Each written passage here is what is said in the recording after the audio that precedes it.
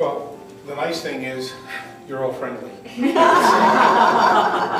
So, basically, when I do this presentation, I always start out with pretty much the same thing. I believe that when people go to hear a presentation, especially when it concerns health, you have your own personal agenda. There's certain things that you may hope that the presenter will talk about, and as opposed to what the topic of the conversation is. And the way that I work is that whenever anything comes to your mind, do not hesitate to ask. It really is that simple. We're going to start off with the whole name of the presentation is the discipline of health. And when you think about the word discipline, you have to look at the root of it, which means disciple. It's the same word, and it means a student, it means following a path. And what I seek to do is get people to become disciples unto their own health. And that will be the purpose of this lecture, is to give you information that will help you make intelligent decisions in terms of your health, and as well as understanding some of the fundamental things that will create your health or the disease that you may be dealing with or somebody you know is dealing with. In that regard, we always have to start with the diet. And the ideal diet that I always recommend is basically 80% raw, 15% cooked, 5% junk. That's what we have here today. There's the 5%. And the reason for that is if you're working with, significant other or children and you want to get them into a healthy diet, you do not want them developing any resentment towards what you're trying to impose upon them. So you want to allow them to have their 5%. That way it's not an issue. And later, if you catch Phyllis and I out at Pizza Hut, you'll know we're enjoying our 5%. So having said that, here's what's realistic. You can actually do 50 to 60% raw, 30% cooked, 10 to 15% junk. When we talk about raw foods, it's always organically grown, and that will become important when you understand how the body deals with man-made toxins in our, based on the amount of toxins that are coming into the body and how the body deals with it. When it comes to cooked food, if you're going to eat meat, my suggestion would be free-range critters that are organically fed, basically grass over grain. You'll have a healthier piece of meat. If it comes to fowl, you're going to want to look at turkey over chicken, again because of the fat content issue, and that will become clearer as we go through. When it comes to fish or seafood, I always recommend going back to Deuteronomy, Leviticus, deep sea fish with scales. I never recommend freshwater fish because the water is unfit to drink and you don't want to be eating any fish from it. I don't know if you all saw the article a while ago in the newspaper where the Associated Press was doing research on water supply systems throughout the country, and what they found is that the water supplies are loaded with pharmaceutical residues. So when it comes to water, I'm a strong advocate of recommending distilled water. I think everybody should own a distiller. I think it is the safest water you can possibly get. Back to seafood, when you go out to eat and you want to order a piece of salmon, always ask if it's free-range, wild-caught, or farm-raised. They have discovered that farm-raised fish is more toxic than wild-caught, so you know. When it comes to dairy, less is best. You know the whole commercial, need calcium, drink milk. What's really interesting about that is that countries that consume dairy have the highest osteoporosis, the highest bone fractures, and the highest colon cancer. Michael? Yes. What about, I read that all the time, but there are cultures and countries like in Africa, the Maasai, that drink milk and blood. And they drink, that's what they live on. They eat a lot, drink a lot of milk. And then we read about the cultures in some of the Eastern European countries that just grow up on yogurt. What about yogurt?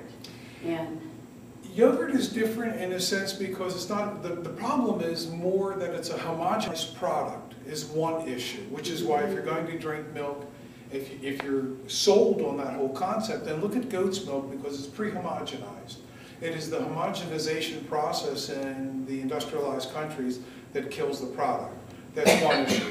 Secondary is that if you go back to whenever you catch a cold or a flu and you go to a physician, medical doctor, not a naturopath, the first thing they'll tell you is to stop consuming dairy. Why? Because dairy makes for phlegm and mucus. Mm-hmm. The downside to that is everybody thinks about it from a respiratory or even from a sinus perspective, but no one ever takes into consideration that phlegm and mucus will also load up your intestinal tract. Thus, it will diminish the amount of nutrients that you can gain from your food and supplements, because the little orifices by the villi where nutrients are going to go into the bloodstream for distribution will end up getting clogged. As far as the Messiah, I think that because of centuries of that kind of adaptation to that kind of a life sustenance, if you will, that I think that they are genetically disposed to being able to utilize those sources as a way of dealing with things. So you think we do adapt? Humankind has adapted to certain foods as we've gone along? Well, not only to certain foods, but even to the toxins in the air. You know, one of my teachers, Dr. Rothschild, had a very interesting concept about cancer, that why cancer is so prevalent and growing in our society is because the body is trying to adapt to a poisoned environment. Our air is poisoned, our water is poisoned, the food is poisoned, and what the body is trying to do is learn to survive in this evolutionary environment we're living in. And the reason people are dying from cancer is because that there's no communication between the cells. It's a glial network, and it's not established so that the cells know how to work together in harmony. Yes. Michael, when you talk about deep sea fish as best, what are some of the ones that aren't? Tilapia? Tilapia is interesting because it's a vegetarian fish. Oh. In other words, it's one of the few fish like carp that eat vegetables, where the others are carnivores. Think when the Bible talks about deep sea fish, it's talking about fish with scales. Oh. And if you go back and you really think about that, part of the reason for that is that parasites cannot penetrate the scales, so you end up with a cleaner fish. It's also back to the kosher aspect of eating. It says never to mix meat with dairy, and one of the reasons for that is that dairy, or the fat, will actually, whatever toxins are in the product, in the blood, which is another issue, because if you go back to when Noah came out of the ark and wanted to make a sacrifice, he was said, you know, fine, you're going to make the sacrifice, but drain the blood thereof. The reason being is that because your blood is, one, symbolic of spirit within your body, but it's also what feeds every single cell, and every cell eats, breathes, has waste, it's in the blood, so the blood is also a dirty product, so to speak. So what happens is that if you eat a bloody piece of meat and you have dairy, the fat will capture the toxins, and then it does not go through the intestinal tract. There's a different uptake system for fats, and it goes through the lymphatic system for distribution as opposed to going through the bloodstream to feed the cells. And would you say the same thing about seafood? Crab, shrimp? I mean, since you're talking about... Well, shrimp have a different enzyme system than regular fish. So you really don't want, because they clean the bottom of the ocean. And so there's a different enzyme system where they have the ability to eat dead material and not have it affect them. So is that... So fish, so shrimp, seafood. Well, seafood is a big word. Fish with scales are edible. Everything else is not.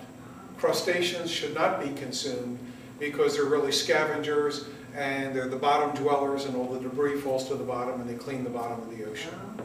Okay? Which is why you don't eat vultures and hawks and things like that, because they too are scavengers. So when it comes to diet, as raw as much as possible. If you're going to do cooked, also obviously your grains and things of those natures, legumes, organic, your meats, fowl, fish. Yes, sir. Sorry, Jason. What's your thoughts on raw milk? Raw milk, again, if you're looking at goat milk, you're in good shape. I think that the easy thing that I always say, if you can get away from doing